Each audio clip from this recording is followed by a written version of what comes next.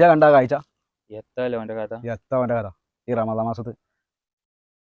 ഞാനേ വീഡിയോ എടുത്താണ്, അത് ഞാൻ ആൾക്കാർക്ക് കാണിച്ചു കൊടുക്കും. തന്നെ ശരി. പിന്നെ ആൾക്കാർ പറഞ്ഞ വിശ്വസിക്കൂലല്ലോ, അത് നല്ല കാര്യം. രഞ്ജിത്തെ, ഞങ്ങൾ രണ്ടാളും എന്നെ കാണാൻ വന്നതാണ്.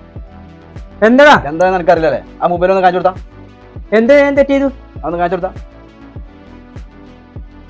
എന്താ മൊബൈൽ പിടിച്ചേ?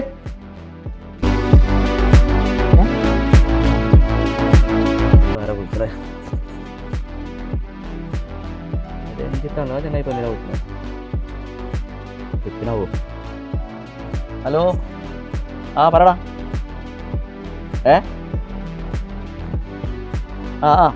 തന്നെ നോമ്പൊക്കെയാണ്. അത് അല്ല, ആയിക്കോട്ടെ, കുഴപ്പമില്ല, ഞാൻ പോയിക്കോട്ടെ. അത് പ്രശ്നമല്ലേ? ആയിക്കോട്ടെ. രണ്ടാളും പോയിണോ? ആയിക്കോട്ടെ, ഞാൻ പോയിക്കോട്ടെ. ഹോട്ടലിൽ ആള് കാണല്ലേ കണ്ടേ? നിങ്ങൾ വീട്ടിൽ നിന്ന് നിങ്ങൾ രണ്ടാളും ഒരുമിച്ച് ആള് കാണല്ലേ കണ്ട് വീട്ടിൽ നിന്ന് കഴിച്ചല്ലേ ഭക്ഷണം? അതല്ല സംഭവം. നിങ്ങൾ വിചാരിച്ച വരെയുള്ള കാര്യങ്ങള്. ഞാൻ എന്റെ അമ്മേനോട് ആശുപത്രി പോയതാ.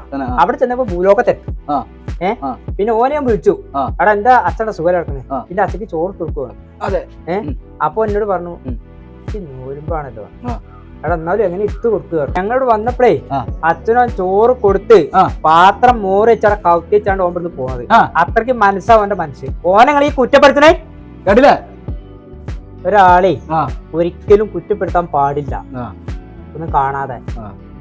ഞാൻ ഒരാൾക്കാരോട് പറഞ്ഞില്ലേ, എന്നാ ഓന്റെ ചെവിക്ക് എത്തുന്നതിന് മുന്നേ ആരോടൊക്കെ പറഞ്ഞൊക്കെ തെറ്റ് വേണ്ടി പോലെ